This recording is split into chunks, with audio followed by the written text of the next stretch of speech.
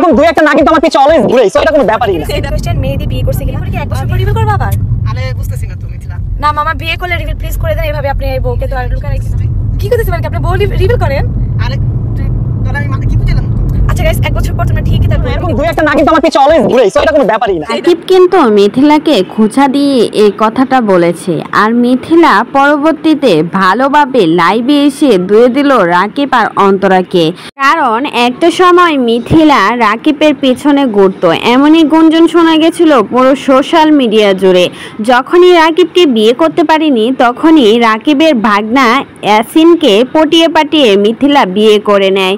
তারপর থেকে তাদের মাঝে ঝগড়া লেগে তাদের সম্পর্কটাই পুরোপুরি নষ্ট হয়ে যায়। মিথিলা চেয়েছিল অন্তরাকে না বিয়ে করে মিথিলাকে যেন বিয়ে করে রাকিব, সেটা তো আর হয়নি, তাই তো ইয়াসিনকে বিয়ে করে মিথিলা। রিভিল করব আবার?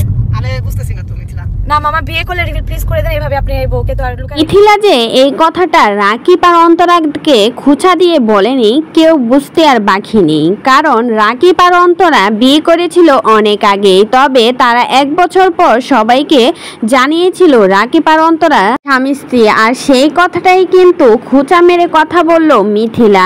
মেহেদিকে বলল মামা আপনি যদি বিয়ে করেন এক বছর পর বউর ছবি না দেখিয়ে সবাইকে এখনই দেখিয়ে দেন, বিয়ে করবেন ভালো কথা, তাহলে লুকিয়ে রাখবেন কেন অন্যদের মতন। এটা কিন্তু অন্তরা আর রাকিবকে খোঁচা মেরে রীতিমতো মিথিলা এই কথাটা মেহেদিকে বলেছে, কারণ রাকিব আর অন্তরা অনেক আগেই বিয়ে করে ফেলেছিল, এক বছর পর সবাইকে সোশ্যাল মিডিয়াতে এসে জানিয়েছে। তার জন্যই মিথিলা কিন্তু খোঁচাটা রাকিব আর অন্তরাকেই দিয়েছে, যাতে করে তারা বুঝতে পারে তাদেরকে খোঁচা দিয়ে এই কথা বলেছে মিথিলা। তাদের মাঝে তো প্রায়ই দ্বন্দ্ব লেগেই থাকে, এক একজন একজনকে কপি করে, এক একজন কপি না করলে তাদের পেটের ভাত হজম হয় না। সব সময় মিথিলাকে বলে অন্তরাকে কপি করে, ইয়াসিনকে বলে রাকিবকে কপি করে, সবাই তো ওদেরকেই বলে কপি করে। এখন আবার খোঁচাটাও মারলো মিথিলা। রাকিব যখনই মিথিলাকে খোঁচা মেরে কথা বলেছে তখনই কিন্তু মিথিলা অন্তরা আর রাকিবকে খোঁচা মেরে কথাটা বলেছে মিথিলা।